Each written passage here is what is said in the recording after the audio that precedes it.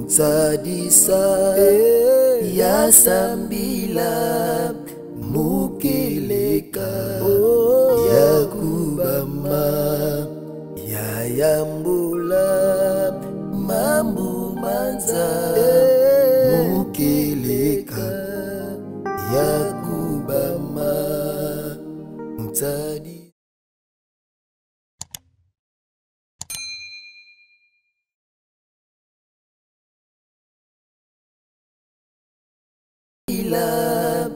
Mukeleka ya kubama ya muni oyanga akufa siko anifa mama zelana lokola uti kobala sika donc leya oza na souci ya nifa noke ya mwana na yo parce que prince aza na passe soki na oke etala mwana nga na mbeto pito na mbeto hôpital hein maya miso ezotanganga mutema ezozoka nga natika mwana na nga na mbeto hôpital akufa po awuti obala kalate donc souci ya nifa souci ya mwana ngai te ya pardon ah est-ce que tous se comprendre ya Rosie ngai na problème te mais souci na ngai ezali na hôtel la vie ya mwana batongi wa bali hein mwana na botiko bala na peine inane ale mobali ana situation wana ya Rosie quelque part prince sala pe mwana ana mabe tia zala na nini moko wana ya Rosie abombela mwana ba siko ko mi bale le hein olelisi mutema nanga makasi le olelisi mutema nanga makasi mama prince ko kabula na okaba pesanga sko remède no eza nini pona nifa prince atika na mbeto hôpital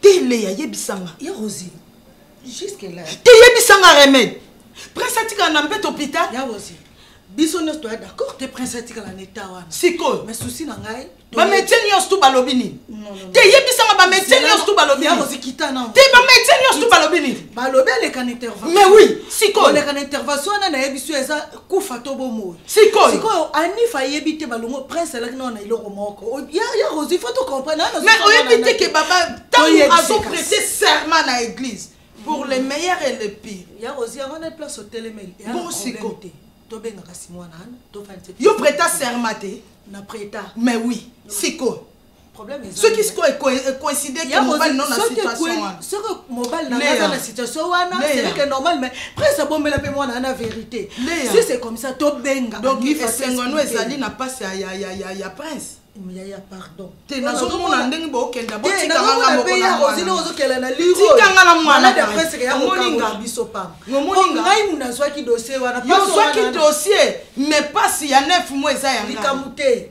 donc ya Rosie zo ba bongo na sens yonde maman na prince donc biso baleki de façon na yo ozo kabola de façon na Rosie na olinga faut comprendre pourquoi vous comprenez pas ça moi yebisa ye vérité loko ayo za na posa vérité yebisa ye vérité tous ensemble non yebisa photo solo là te yebisa ba oui coopérer prince te sans que moi sine ay baba réalité pe ba vérité oye bon baba nga solo ki na pasteur na ye ba boloba te ke pasteur na yebisa ye alobi fonga na yebisa ye non pasteur wana nga na yebisa ye le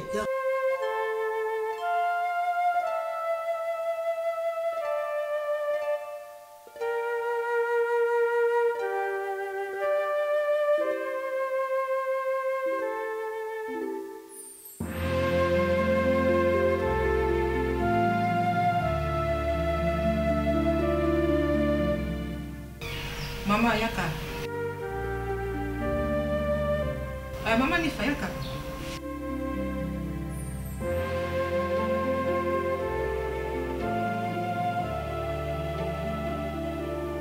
Mama ni fa fani.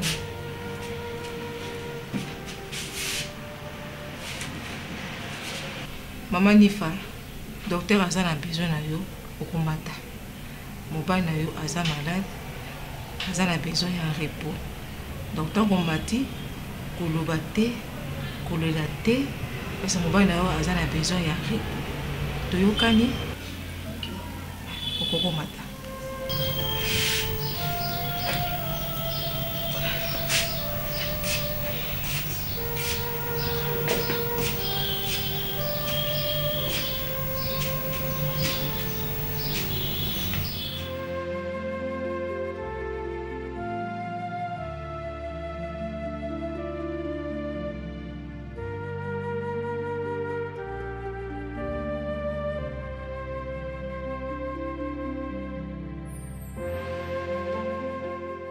Monsieur René, nazo comprendre te. Bon ngwe se côté kune pas DG. Mais PDG azo tunanga. Donc do moni loko ezo zangi sanga kimia. Donc yo côté ça kimbongo. Na côté simbongo et pas DG. Mais rapport wana et pas PDG comité. Et comité. Voilà. Do moni na na kimia te et je ne sais quoi faire. Ce qu'on a ébatté nazo nge pas DG, na tourner les sous. Bon, nous me quoi bindenga ça là. Siko OBC PDG. Bon, jusqu'à là, on a un autre. Il y a tel cas par rapport, mais qui peut comparer ça au Monique et quoi balanité. N'azonge pas déjà na tourné bon. Entre temps, on est déjà ça dans la société on. Oui, bien que entreprise qui est ma bé hein. Maniko. Faut y ben que yoza DRH ya société. Ça risque de me créer un problème. Faut être très prudente parce que la réalité a boué. PDG au monde c'est comme si on aime tout ça les manœuvres. Azoye baté. Tozoya aokoya na ona imera bien on sali musala malamu mais par après. Hein? Au moins la kaba makambo ko so ningo bomba ba makambo ezo bakisa makaka. Et en plus PDG on dit maté parce que ata tuni ata tu yo lobi que non DG mutazwaki. Déjà la mno makasi tellement compliqué. Et ce qui par après bon mon année. Monsieur Orni, nazotala loko a DRH, eza musala nanga. Nazotala loko la DRH, eza musala nanga. Donc responsabilité nyonso ekozala ekolo nanga. Donc c'est ça mon petit souci. Ozomona po lobi nanga nazo mitungisa. Il faut la mitungisa. DRH, s'il vous plaît. Est-ce que vous avez que ils ont déjà suspect? C'est un bon moment mon année. Ils ont quoi tentative au boulot qu'on tenté. Oui, bah oui détournement. Ce qui peut déjà l'année na yangote. Il y a que les caca andengwana. Tant que peut déjà la sage, elle sera très sage. Il faut être très prudente. DRH. N'asonge pas DG na tourné à Kondima. Je ne crois pas. Est-ce que tu as pesa qui est bon wana? Vous avez ba preuve ça? Oui, nana ba preuve. Il n'est pas signé. A signé oui. Et puis nga na zongo na côté ici. Voilà déjà DRH. Ba preuve ça. S'il vous plaît. Nga on préféré au c'est ça ba dossier wana ba document na. C'est ça en photocopie. Au bombi mususu. Voilà. Comme ça au tournier parce que yeza roi ma desoma fuku soit. Donc au tournier pour aux ba preuve na yo. Et ça il da bien. On a retourné mais yo moko ebi de gente ngasala. Ah. Azo pesa ba ordre azolo ba ke na PDG banga kae. Ben na ministre le roi toza moment pause. Solution yango na ka faut la tourner. Faut profiter que ba mona.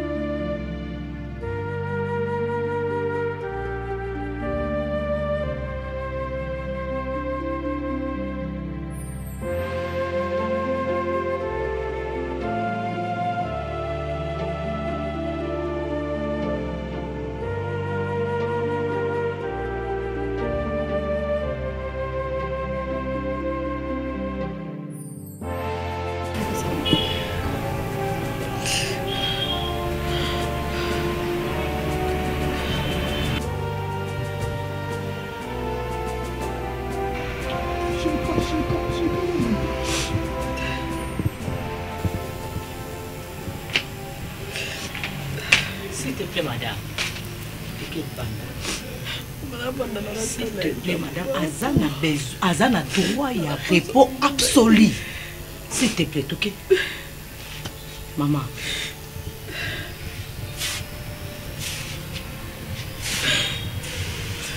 Madame. Koleleza etina te bondela nzambe.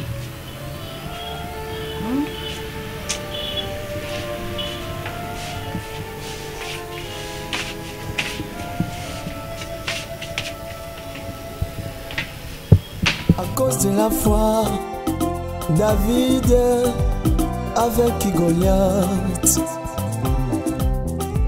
À cause de la foi, David. Papa naika ndemo yebisaki ngana nikana ndako po expliquer nga nde makambo ezoleka kuna po bino mtu bozi occasion ko kota kuna. Oui maman Agnès, c'est vrai. Tous allez pas docteur pour la situation après. Docteur après avoir au salle d'étude nios a tombé dans conclusion il faut prince aller en opération. Oui, qui dit opération alors maman Agnès parti aux endommagés, docteur, après avoir au salaba testé naé, à l'obi, il faut elongwakak. Pasteur, parti nini yango oyo docteur à l'obi eza endommagé balongola. Eza nini na comprendre te. Maman Agnès, accident au prince Salaki, ils a dit tellement macasse et que est provoqué choc terrible dans niveau testicule. Donc les abongos testicules moko déjà ils ont un problème. Ah bon? Pasteur, donc avant ba banana, après ça qui déjà un problème à testicule wana moko. Bien sûr.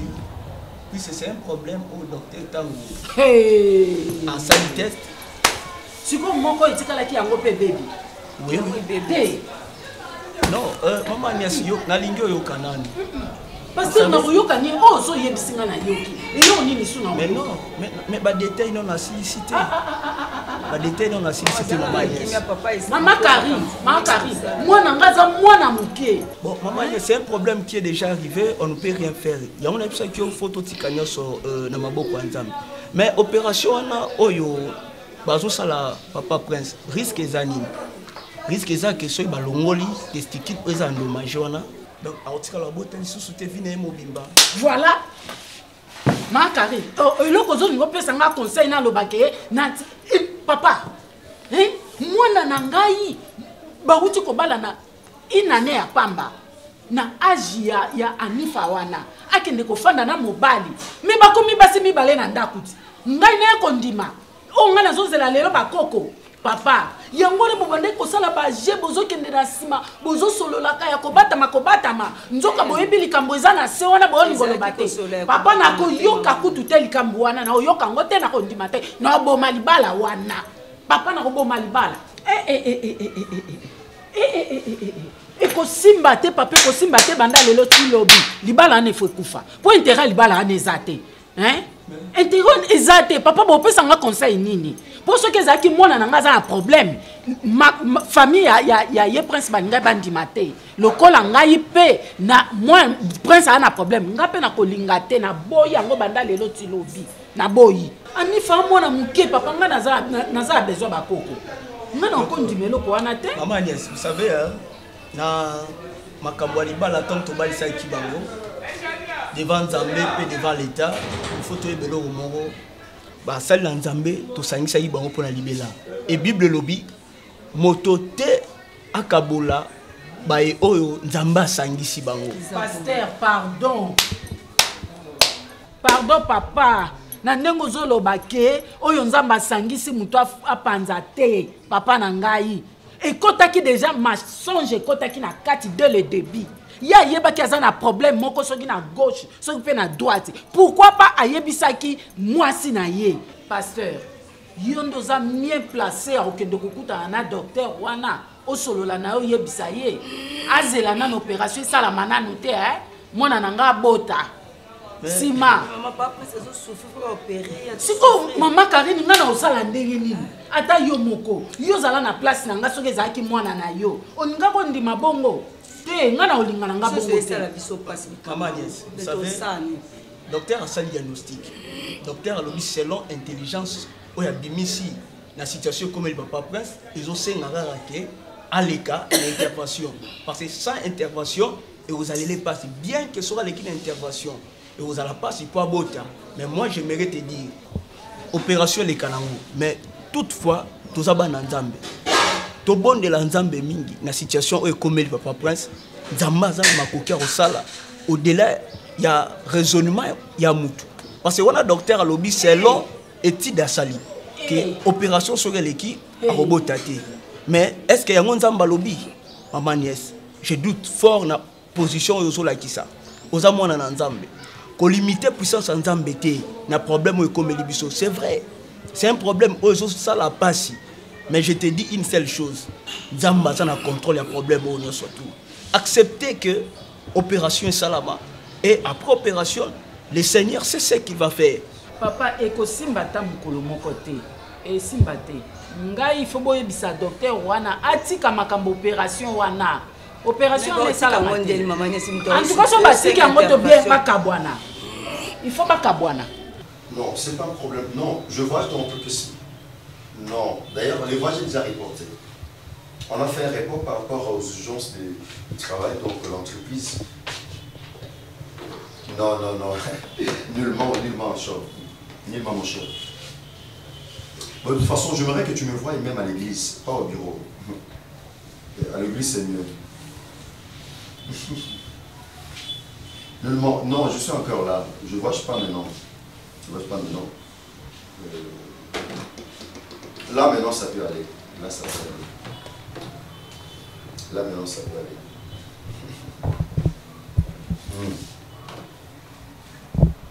Alors là, tu t'en souviens? Vraiment, waouh. Vraiment.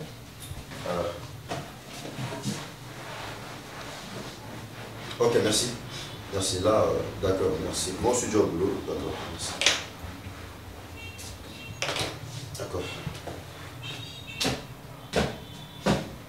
Madame, ça va? Ça va bien. Ok, merci. Je pense que tout va bien. Oui, tout va bien. Mais j'ai appris que ton beau-frère est malade.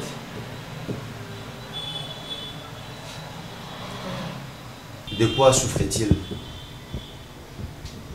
À ça qui est accident. Accident? Oui. Et circulation? Bon, à tellement que juste une oreille, bande de salon à Bangwana, piqué, et ramassé, les baminiers à l'hôpital, et commis une opération. Ah bon? Notre entreprise? Non. Donc, on va juste un arrêt, ma grand candé, les canarawana, et ramasser, balamoko, les baminiers à l'hôpital, commis, on bon, bref. Étant naïf maintenant, pour le moment, c'est comment? Et ça pour s'empirer. Tous à l'hôpital, on a des docteurs, parce que le monde est somba ou. Donc. Madame, tu sais quoi? Il y a un adage qui dit que ceux qui n'ont pas profité, c'est qu'ils ont maintenant assis sur sa route. Les gens qui ont été au bout de la monde, au moins, il y a une infirmité, il y a un songolo. Il y a un passage à la qui est bon. Azaki monta zaki malamu tout le monde on a quatre Biblia dans le soleil Mephibosheth a botamaki malamu mais à l'âge de 5 ans tant maman bande ko boko la kiminemba autant yokai sangwaliwa ya Saül na Jonathan tata nae akimela bango mbangu na précipitation de cela que Mephibosheth akuya makole bukanaki zaba tobeli bazukuta na ba infirmité mon songo na nzoto babotama na moto bakola na moto mais bref je voudrais te dire tout simplement ça la crise de confiance. Ba médecin ba koloba. Ba médecin ba yekoli ndenge soigner nzoto mais ba yekoli tende ko bikisa mutu. Ba médecin ba yebi ko soigner, ba yekoli ko soigner, ko traiter, mais c'est Dieu qui guérit. Alors la Bible dit c'est par ses maîtrisures que nous sommes guéris de toutes nos maladies. Peu importe la gravité à maladie, peu importe la durée néango, peu importe le combo néango, mais je sais que la Bible dit et peut s'amener la biso combo za kono ba combo nyoso. Boso combo neso à Nazareth, nyoso zo la solution, ko la problème et o yozalango, topé au beau frère zalango c'est possible à la solution. J'aimerais te dire encore que continuer comme ça la confiance. Pourquoi confiance? Parce que nous sommes confiance à solité. David a dit tous ceux qui espèrent en l'éternel ne seront jamais confondus. Et nous ne jamais confondus.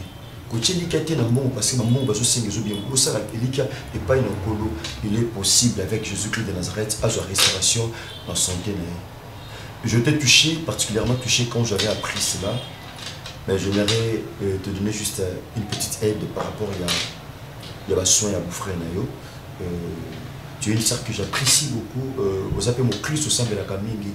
les bêtes nzamba otika ote biso même pour bon de la bonne et garder toujours la foi kondima biso bata kondima ezate na auto mona mais kondima ezana oyo to ndima. La Bible dit dans 2 Corinthiens chapitre 5 verset 7 que nous ne marchons pas par la vue mais nous marchons par la foi. Tout le temps blaté na auto mona so au monde maladie, au monde chômage, au monde pauvreté, au monde blocage, mais quand tu crois au monde et le que tu sommes mon muki.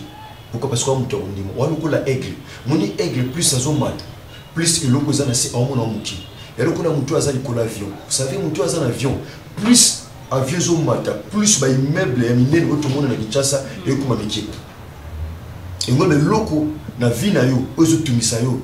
Au moment où on est des choses à payer, mais sous au moment où on sika, au moment où on au moment où maladie moukier, au moment où chômage moukier, au moment où pauvreté moukier, au moment où humiliation moukier. Pourquoi? Parce que au moment où on dit ou alors que la aigle plus aigle sont matin plus et l'autre quand tu vois mon nom on moukier. Pourquoi? Parce que au moment où on est dans la maison.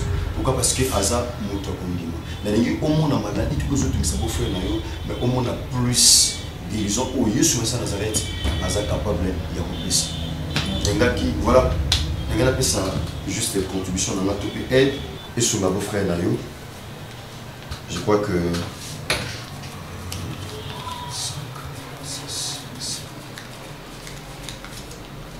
ma soeur, c'est ma contribution, c'est $200. Merci. Merci. Voilà, la soigne madame et puis dans le sambo, je sais que vous avez aiglé, topé batarondima. Et sur la salle, merci. Merci. Bon boulot ma soeur. Merci. Merci.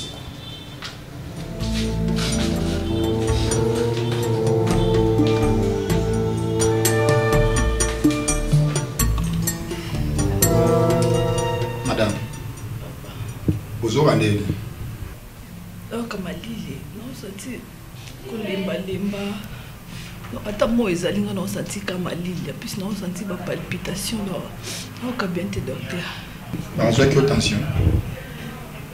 Attention. Vous avez fièvre? Non, la fièvre, mais non, senti comme malil, ma casse, mais fièvre, vraiment, ça t'est. Ok, problème était comme ça, on va voir. On est hollandais, parce que qu'est-ce qui ne va pas? Aux autres toka. Même malil et alim aux autres toka. Fiche, madame. Nathalie Bassine Victor elle a la fièvre aussi. Et puis, tension n'a pas pesé à Komatama-Kasi, docteur. Madame, mais tension n'est pas à Komatama-Kasi, madame. Donc, conseil n'y a pas de pesa. Au mettre moi en pratique. Tala, on a très bien. Parce qu'il n'a pas médecine, je suis un homme de Dieu. Et na mona ki pasteur na yo mokolo ya ki le premier jour ba rotikela mbana. OK non, merci beaucoup. Ba rotikela mbana, ba rotika mbana. Et cela veut dire tout simplement que tu es aussi une chrétienne. Bon non. Tala.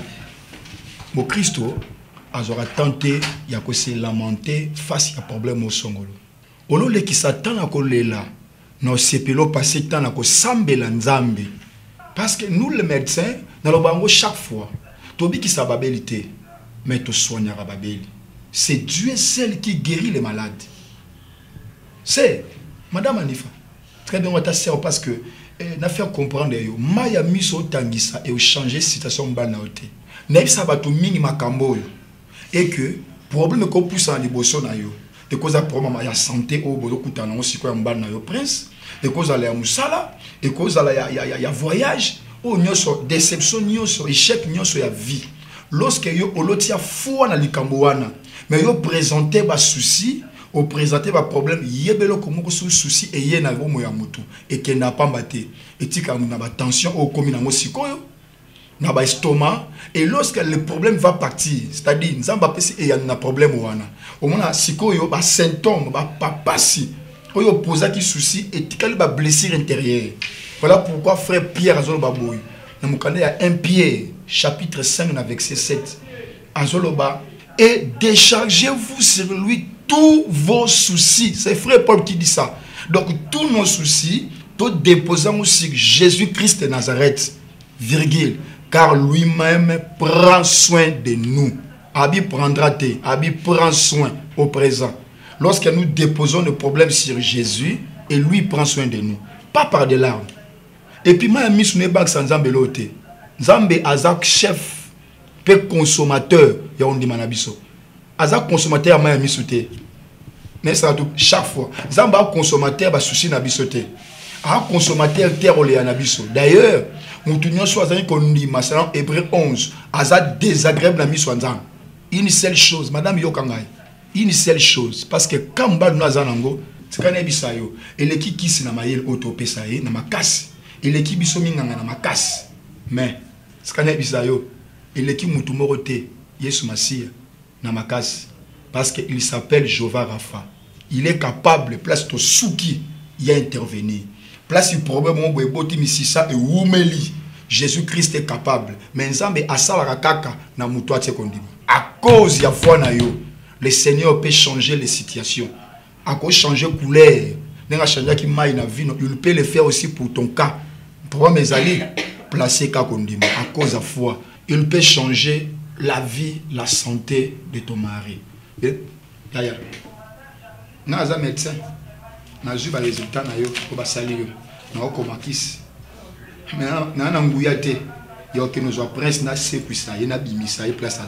C'est Jésus qui est capable. Alors place ta foi sur ce Jésus-là. Il y a des esprits qui circulent. Un médecin, je vous dis. Tant que vous perdez de foi, vous présentez le bosso les esprits de mort circulent dans l'hôpital. À profiter. Parce que la Bible dit c'est par tes propres paroles qui sera condamné. Et c'est par tes propres paroles que tu seras justifié. Lorsque vous présentez Kolela, vous présentez déjà échec. Aux obos, c'est accès. La Bible dit ne donnez pas l'accès au diable. Formula Mayamis, élève ta tête. Croyez que tu es un enfant de Jésus-Christ. Croyez que Christ est capable de changer la situation d'une manière surnaturelle parce qu'il reste le Dieu Tout-Puissant. Est-ce que tu me comprends? Mettre foi. À cause de la foi. Et puis moi, sur la Bible était, la femme avait la perte de sang. Mais elle a entendu parler de Jésus-Christ. Elle a mis sa foi. Place ta foi sur la personne de Jésus-Christ. Et tout à fait, mais nous croyons que le Dieu que nous prions, Jésus-Christ de Nazareth, n'échoue jamais. Ça va? Ça va. Mais ce n'est pas normal. Comment Rite a coquille qu'on se permettre il y a maman Nicole et puis yo orni directement à Matatu et pas il y a PDG. Ah bon? Donc bah complot na bino na moni ezo so niveau hein. Bozo wele la nini? Kitso yo? Hein? Kitinde bozo wele. Boyebi batu oyo ba ya na société oyo ba luka kiti oyo pe bazwa ngote. Ici c'est moi qui règne et je régnerai. Boyebi sanga Maman Nicole et puis Orni, vous êtes là. Bouye Bisanga, qui l'a permis, Yakomata pas PDG, et puis Akeko Salanine. Je veux l'explication.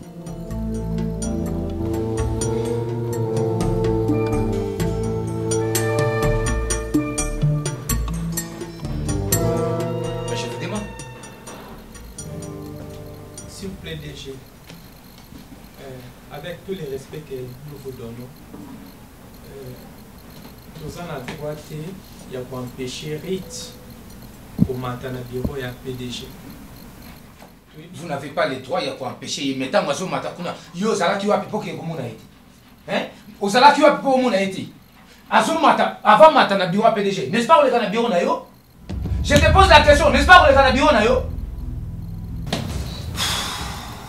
nga nazokoma sikoyo epa mama Rosie Rite makambo na yoki o pasteur ayebisinga ezalaka te esalinga mpasi etungisi bomoi na ngai anifa na ngai wana abala moseka anifa atungisanga na vi te nde bana basi misi batungisaka baboti na bango anifa vi na ye epasa na église ntina ndenge abala wana lelo ekomi prince basala yo opération ndenge bakosala opération wana akotikala akobota te ngana ndima mwana na ngatikala ndenge wana esalama te parce que nga naza besoin bakoko na boti binoka amibale donc anifa bota te anifa tikala bongo akomi mamelo Maman Zéla, non, le bébé n'a pas comprendre. Juste que l'on explique que l'opération est semé qui prend ça. Et c'est ça qui est Anifa Botati. Tango a sala qui accident. Testicule na ye moko.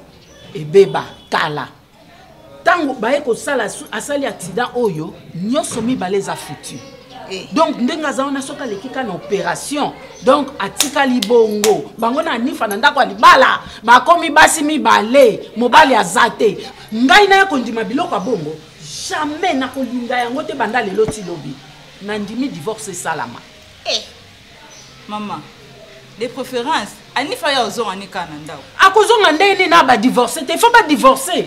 Maman ko divorcer ni ko za procédure mulai, kende ka zo mwana no ya kana. Maman bala ndela mwana ni na bon hôpital. Maman bala ndela makambo kwa sa Anifa ya ozonga, Anifa mwa ki ata yo mama. Aya kozonga olembi. Olembi no biso. Na lemba ye na nini? Olembi biso de Anifa ya ozonga na ndao.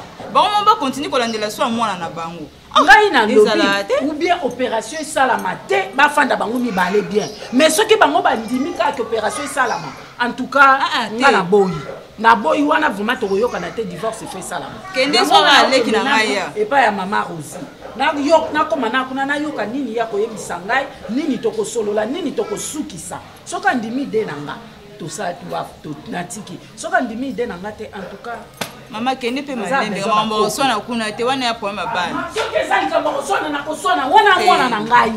Wana mwana na ngai.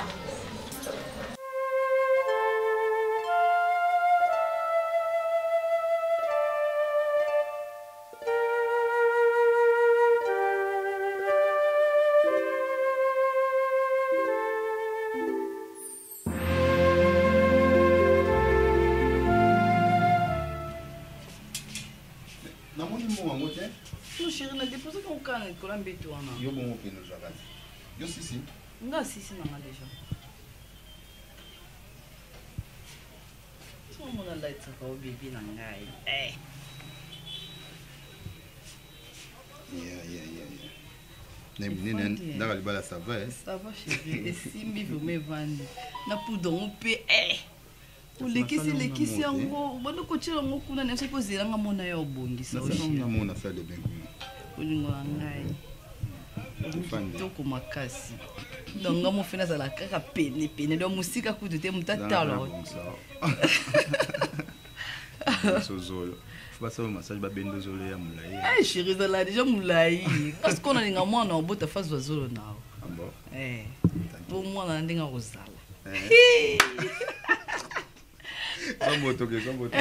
ça va chérie.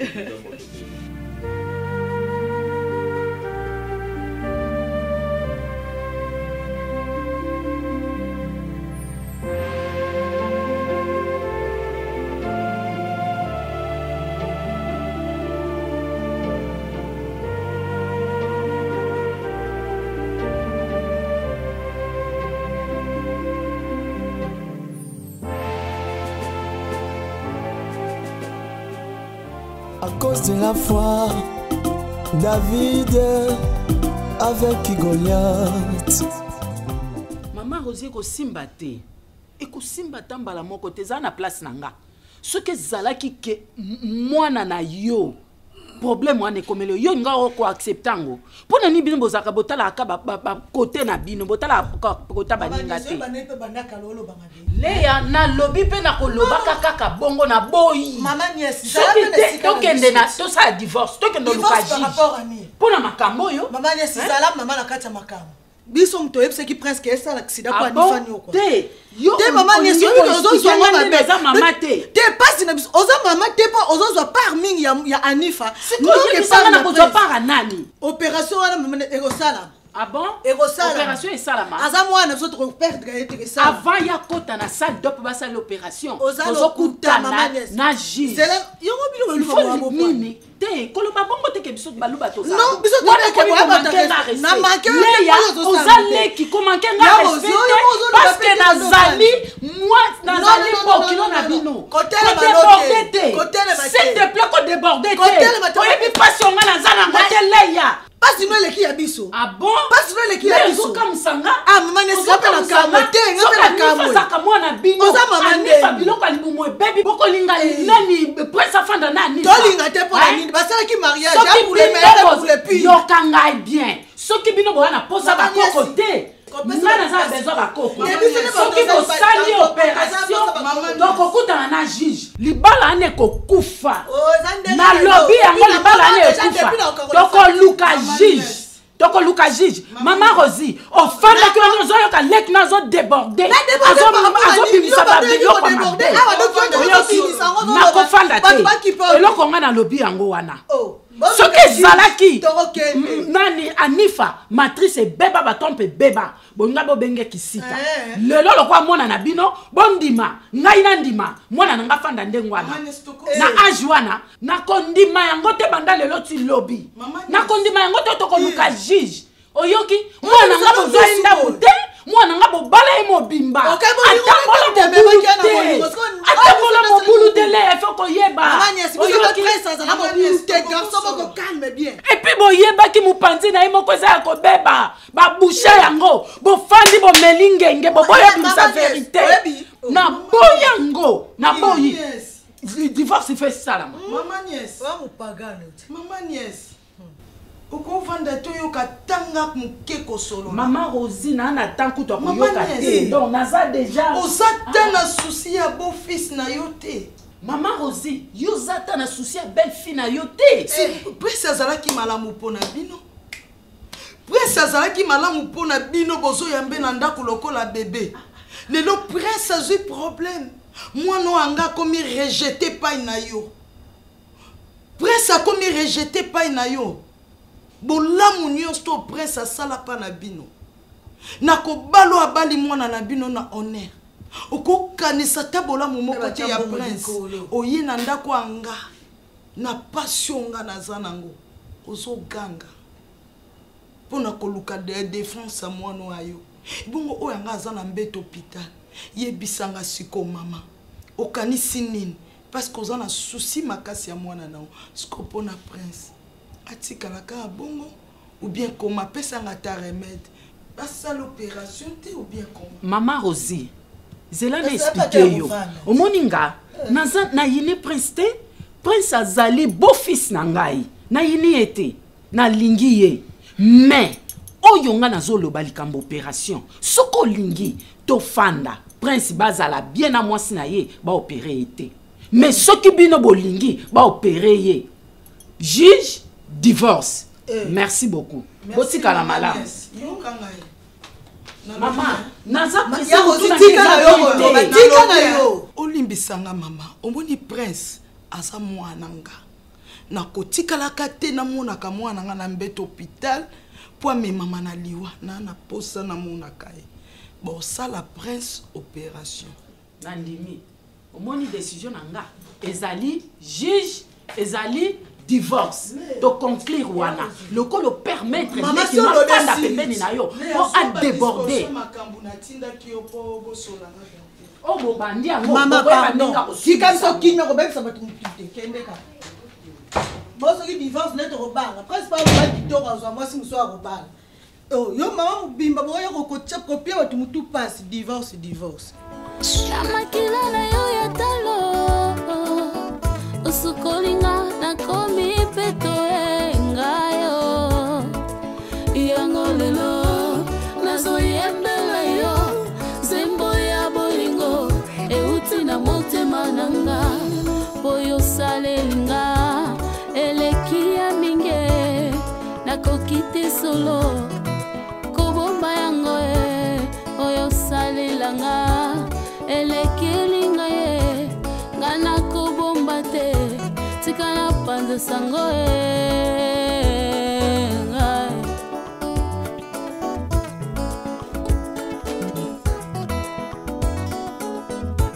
nazanga kitina na mokili oyo opesinga tina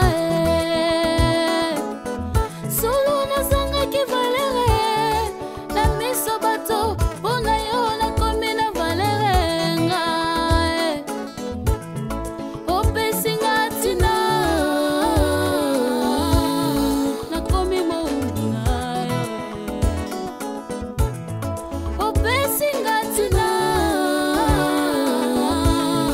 na komi moninga na yo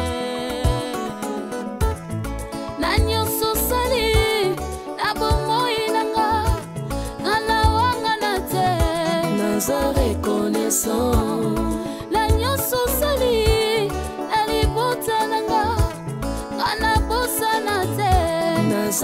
reconnaissant. Oyemba oza malamu Yesu.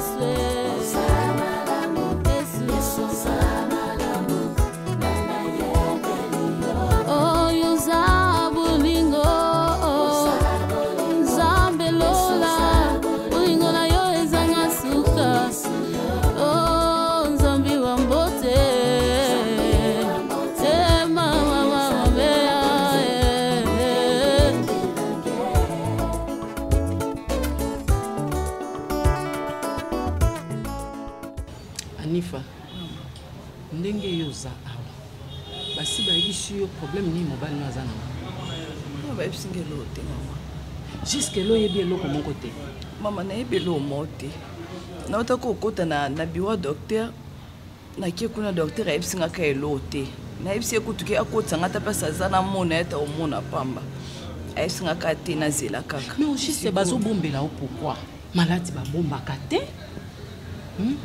maladi babombaka te soki moto azobela yebisa moto yo oza mwasi na ye soki mobali na yo aza na problème bayebisa yo oza locourant oyeba eloko nini bazobombela yo ngai nakendaka epai ya pasteur oyebi pasteur bakutanaka na docteur ayebisaki pasteur makambo moko oyebi ezopesanga mpasi na motema mobali no ndenge aza wana il faut baopere accident oyo asali eke kodéranger biloko nyonso na se ya libumu na ye testicule na ye moko ebeba avant nde toza boye accident oyo asalaki ebebisi testicule mosusu wana donc soki baopere ye botikali ndenge wana basi mibale na ndako prince akobotaka lisusu te